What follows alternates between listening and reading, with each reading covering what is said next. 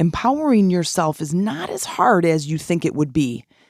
Today, I'm going to help you to learn how to overcome life's challenges through self-empowerment. Let's go get that nugget. Welcome, ladies, to the Life Mastery for Women podcast. I'm Jen Mack, Lady of the Mind, your host. This is where we go to learn to master our life one nugget at a time. Hey ladies, it's Jen Mack, Lady of the Mind. Welcome to today's episode where I hope I am finding you overcoming life's challenges. If you're not overcoming life challenges, then it is my intention that in today's episode, I give you just one nugget of inspiration towards your transformation. So welcome today. I want to talk about how to empower yourself to overcome life's challenges. Now, let me just go back and go deep really fast here. In life, you're never going to be just sailing along. It's not going to be smooth sailing. If it is, it's a very short period of time. We have a spiritual entity that is the true us. And in that spirit, its job on this planet is to move and to go and to expand. And in that expansion, the physical being, the human existence of us, has to shift and change and elevate. And in order to shift and change and elevate, we have to change. We have to learn new skills. We have to adapt. We have to shift our perspective. And in order to do that, we get moved out of our comfort zone pretty good. And now here's my analogy I want you to keep in mind when life's challenges come at you. Because we're like, oh, really? Another one? Like, really? I just got this new job and now I'm facing this new challenge, right? It's called a stink pool for a reason. Stagnant energy is stinky. Stagnant water is gross. You don't want your life to be stinky and gross. Okay? So we have a place that's behind, it's actually the old state hospital in northern Michigan. And it's turned into kind of a little village, and there's condos and townhouses and little storefronts and stuff. It's really cute. Anyway, there's all this hiking trails behind there. And there's right at the end of this trail as it turns, it splits, to the left and the right there on the left. I remember right where it's at, bottom of this hill left.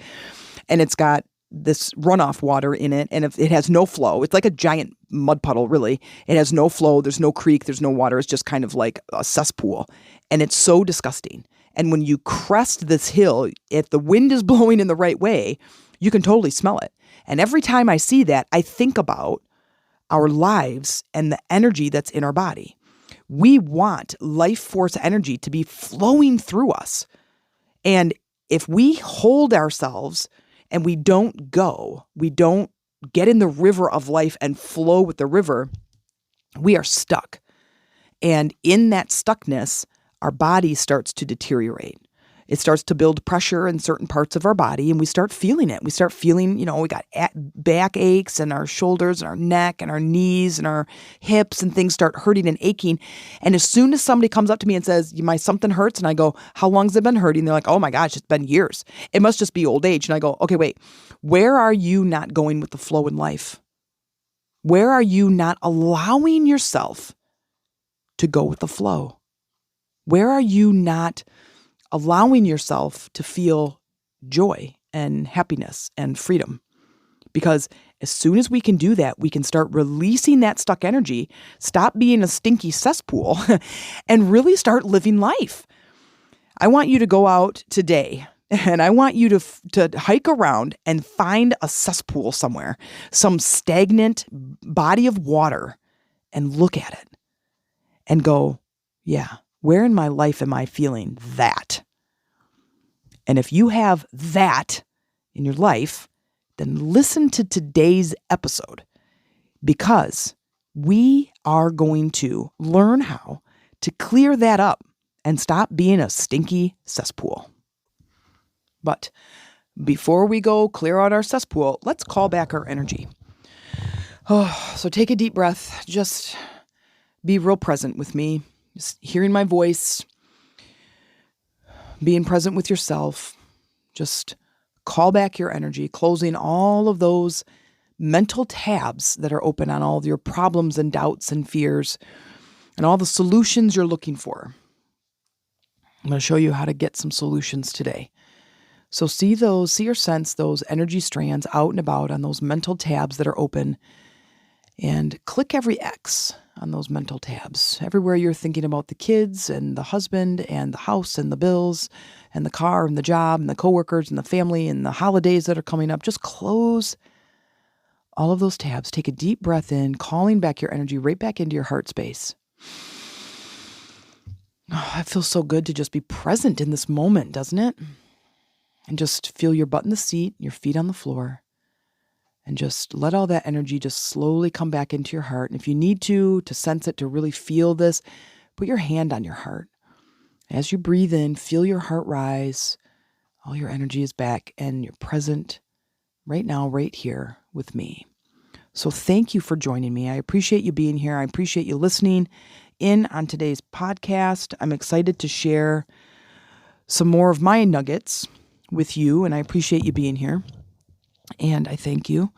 So today, as we talk about overcoming life's challenges, first I want you to understand why we have them. And just as I said, is we are here to live life, and we are here to expand. And in that expansion, we are faced with different challenges. And as the sailor quote goes, a fine sailor is not made on calm seas. And so we need those challenges because they make us better people. They make us better women. They make us better wives, better moms, better workers. They make us better. If you're a guy, I have a couple brothers listening to the podcast. If you're a guy, it's going to make you, a better man, a better husband, a better father. And as you look at the end, you speed forward and look at the last days of your life and you go, I want to be the best that I can be in all of that. And I think a lot of relationships end because they stop growing. They stop challenging themselves and each other and the relationships. They kind of start to ignore the relationship. People who meet Amy and I, we've been together for over 12 years now. And we're like, friggin' newlyweds, giggling all the time. And we stay up late and we giggle and we just are really good friends, but we get along really well and we laugh and we compliment each other and we have a fantastic relationship. And when people meet us for the first time, they're just like, oh, are you guys, have you guys been dating long? We're like, yeah, it's been, about 12 years. And you should see the look on their face. But it's because we understand, that relationships need to be nurtured. Conversations and communication need to be had, but we also share our love and how we engage with each other and constantly are showing and saying and sharing our love with each other. And it makes our relationship fresh and new and exciting. And when people see us for the first time and they see us, all like, lovey, and they're like, oh, we're so cute. And, we're like, laughing with each other and we're good to each other and nice to each other and whatever. And people they think we're brand new, we've been dating for 6 months or something.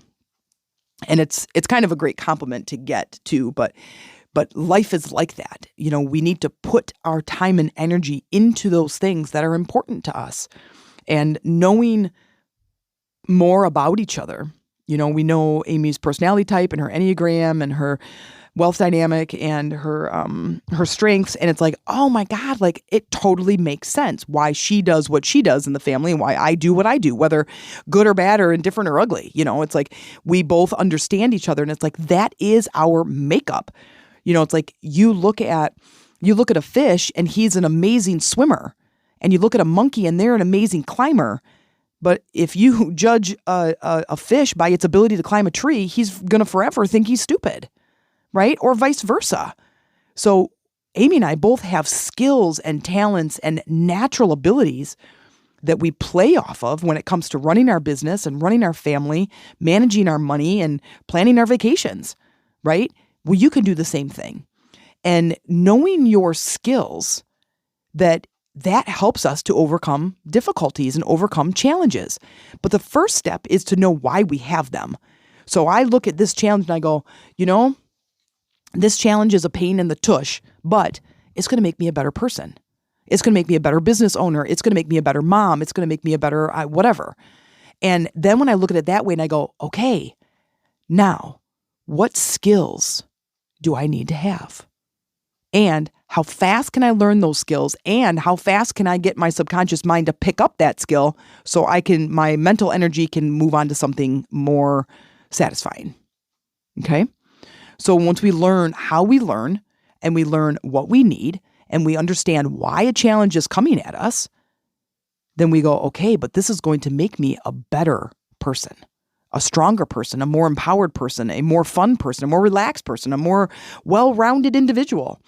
It's going to make me better. Well, I don't know about you. I always want to be better. I've got over 400 books in my possession. I bet close to 300 of them are down here in this room that I'm in my little makeshift library. I keep talking about it because I'm just so excited. I just love it. And I would say probably 90% of them are personal development books, leadership, spirituality, chakras, intuition, relationships, mind mastery. I'm looking at them now. Law of attraction, manifesting, all kinds of. The Book of Awakening, that's a really good book if you need one. Leadership, I say that already. Business, of course, there's a bunch of business. Speaker development. I was a speaker for a long time. And then I would say the other 10% are like Harry Potter type books.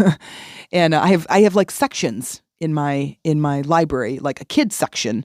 And then the rest is kind of, leadership, personal development, and spirituality. I mean, it's like a freaking library in here, a bookstore or something. Well, not a bookstore because I'm not selling them or getting rid of them or anything. So don't even ask. So back to you now.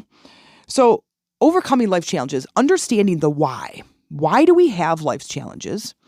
What do they do? And what's the outcome? Because we think, I just want to rest and relax. Well, here's the thing. If you want to learn how to overcome those challenges like as fast as possible, then you can do that. And then you get to have a little bit of a break. Then you get to kind of enjoy life, right? It's kind of like getting ready to go on vacation. You have to do all the work ahead of time. You have to pack the bags and do the laundry and stuff the stuff and load the car and drive the car or drive to the airport, or you have to do all the stuff first. Then you get to arrive at vacation. You spend a few days, a week or whatever, and you're just like, oh, it's so great in the resort. It's so amazing. And then you have to do work again. And you have to come back home. Well, life is like that too. You have to pack. You have to clean up stuff. You have to get ready. You have to do the work. And then you get to kind of enjoy the ride. And don't forget to enjoy the ride, right? We don't go to vacation to just sit around on the king size bed and watch football. You go on vacation to relax and to rejuvenate and to, reconnect with people and deepen your connections and just have fun and have new experiences. And life is like that too. So it's kind of fun and exciting when a challenge shows up, or can be, it depends on how you look at it. But when a challenge shows up is to go, okay, here's a challenge. What skill do I need? Because I'm telling you right now, it is not the outside world that is the problem. It is you're being faced with this problem to make you a better person. And you're like, oh crap, I lost my job. Now what, Jen? Well, now you have to learn a new skill, and maybe that old skill that got you that job 10 years ago or 12 or 25 years ago, that skill ran out and now you need a new skill. It doesn't mean you need a new career. It just means you need a new skill. You need to learn something new. You're expanding. I just talked with a gal yesterday and she's like, I had this career for 32 years. And then I just couldn't stand the people I was working with. All of a sudden, she's like, I went to work one morning. I'm like, I can't stand these people that I'm working with. And I don't want to work with them anymore. And I'm like, you're awakening. That's a wake up process. All of a sudden, when it's an all of a sudden case, you're like, all of a sudden I woke up and I don't want to be married anymore. All of a sudden I woke up and I don't want to live in this house anymore. When it's an all of a sudden type thing, that is a huge sign, that you are waking up. And my friend, the waking up process is so exciting. It's scary as hell, but it's so invigorating and exciting. Only if you can go inward and you can connect to the people who are waking you up. Because that spirit inside is going, hello, it's time. I have been waiting dormant, patiently in a stinking cesspool, waiting for you to go. I've given you the quiet nudges, and now I am Hagrid and the Sorcerer's Stone knocking down the front door to the cabin. I am knocking the door down to get your attention. And my suggestion is go. That's my shortest piece of advice One word, 2 letters. Go. Go with the flow. Go with the nudge. You hear the door knocking. Harry Potter's standing there and Hagrid is like, okay, you're a wizard. And he's like, I'm a what? And he's like, you're a wizard and you're invited to go to Hogwarts, School of Witchcraft and Wizardry. And he's just like, okay. He's like, or you could stay here. My advice, go. If you're being called, if you're being moved, if the world and the spirit and source and Mother Earth are going, hello, let's go, go. Figure it out. Connect to those that are leading you, because we're going to get those nudges anyway. But if we're not going inward, those nudges become huge 2x4s to the forehead. They become disease. They become divorce. They become losing your job. They become a car accident. They become cancer, right? And I go, let's get the nuggets before that traumatic event hits you in the forehead. Go before. And sometimes, in my unbiased opinion, is when those things do come up in people's lives, it's because they have not listened to all of the signs all along. They've not paid attention to the nuggets or the inspiration or the intuitive nudges. They've not listened to them. They didn't go. They're like, I really don't like this job. I really want to quit, but I don't know what I'm going to do. And so they stay for 20 more years. And then they get cancer. Or they get in a car accident. They go 10 years before and they go, I really don't think I want to be married anymore. Or I don't want to be married to this person anymore. And they wait and they wait and they wait and they wait and they wait. And 10 years later, they find out the person's cheating on them and they go, okay, now I don't want to be divorced. But now you went through all that. You went through all that pain and 10 more years of your life in a relationship you didn't want to be in. And you waited for this traumatic event to show up anyway. Well, I don't know about you, but I don't want to wait for some traumatic event. I want to go with the flow. So here's what I do. I didn't mean to bring it down so hard, but I know how the energy works. I know how the universe works now. It's like I've been studying this for over 20 years, 2 decades, over 2 decades. I have been studying and consuming as an INFJ, which is my personality type. You go read that. It is like learner, it's study. It is like, and once you go down the rabbit hole, it's like, I just keep going, right? I know how things work. And I want you to know how things work because I want you to be able to get ahead of it. So when someone says there's a detour, the bridge is out, don't keep driving the extra 2 miles to find out, as your car is flying through the air, that the bridge is out. Listen to the signs ahead of time. And that's what we're doing. So in my meditation practice, this is something I've been doing that's been a lot of fun. It's been really exciting and it can happen so quick. Like you could begin, you're like, okay, well, Jen, how long have you been meditating? Oh, okay. Well, I'm literally meditated once. I fell asleep. I thought it was stupid and I stopped doing it. You could be successful in like 2 days. Like, I'm not kidding. Once you connect, it's a matter of like literally plugging in the cord to the outlet, right? The whole time the cord is sitting here and you're not plugging it in. And then all of a sudden someone goes, okay, we'll plug it in. I don't have light in the house. Okay, we'll plug it in. I don't have a heater. We'll plug it in. Plug. I don't have music. Plug it in. Right? And you just go, no. I'm going to go yell at my neighbors that I don't have any power. And I'm going to blame my mom that I don't have any heat in the house. Right? And I go, plug it in. And eventually, after you hearing the message 125 times, or for some of you, 125,000 times, you finally plug in and you're like, oh, I get it now. I get it. Okay, wait. All this time, that's what I had to do to get heat, to get light, to get music, is plug in. And I go, yeah, that's it. That's it, my friend. That's it. That is the answer. That is the answer. We are in this human existence and with these 5 senses playing around with our environment of everything that's already made manifest. And all we have to do is plug in. Now we get higher perspective. We get our purpose. We get our support from Mother Earth. We get our guidance and our intuitive nudges from source energy. We get what we need if we plug in. We must Plug in. Here's what I do. So in my meditation practice, I talked about it in the last episode of basically you have to overcome the body, overcome the environment, overcome the mind, and overcome time. That begins your kind of outward, inward practice. I'm not going to talk about it here because I just talked about it in the last episode. You can stop this one here, go listen to that one, get all those nuggets, and then come back. Once you begin your meditation practice and you do those other 4 steps, the next is when you're solving a life challenge is you go, okay, what skills do I need to have? Now, I don't want you to think about it in that mental energy because remember in your meditation practice, your job is to overcome, right? Your job is to overcome the mind. And so I don't want you to now use the mind to try to solve the problem because using your mind to solve the problem is using the same mind that created the problem in the first place. Because if I'm here at this level and a problem is coming in, a challenge is coming in, I can't solve it here. I must elevate. I have to learn something new. So if this is such a terrible example really, but if I'm in 2nd grade and I know how to add and subtract, but I don't know how to multiply, and someone comes at me and they go, okay, here's your life challenge is to solve this math problem. And I go, but I don't know how to do that. Okay, well, you need to elevate. You now need to learn multiplication so you can solve this problem. It's not one of my best analogies, but you get it. And so in order to do that, we must go inward and elevate. And we elevate. There's so many ways to do this, and there's so many ways to solve problems.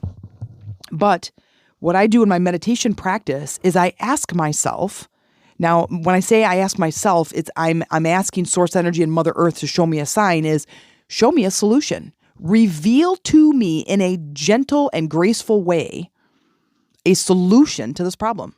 And I do it in the morning when I'm in my meditation practice or my evening meditation, and I go to bed with it. I have a little subconscious notebook that I write down things, and I can put dates and, a little square, like a little checkbox. And so when I get an answer, I can fill that in. And this is ways that I can have Source Energy and Mother Earth help me to solve the problem. And I wake up with a solution. Or throughout the day, if I do my meditation in the morning, throughout the day, I get an answer to the problem.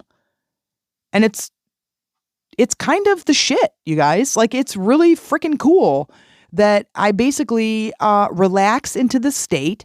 I set up my body. I set up my environment. I go inward. I relish in the inner universe, and I go, I have a problem. Help me solve it. What skills do I need? And then, lo and behold, I get an idea that day or the next morning. I wake up with an idea. I wake up with something, and it's an idea that came outside of me, and I go with it. I go with the flow. Okay, I'm going to explore this a little bit. And then I look back at that problem. I go, oh yeah, now I know how to solve that. Okay. The next is asking for that solution. That is one of my it's really fun when you start engaging, you start going inward, you start seeing and sensing and visualizing the inner universe of you. And it depends on your skill set. Amy senses, I see. Okay. I have very visual skills. I can see my energy when I go inward.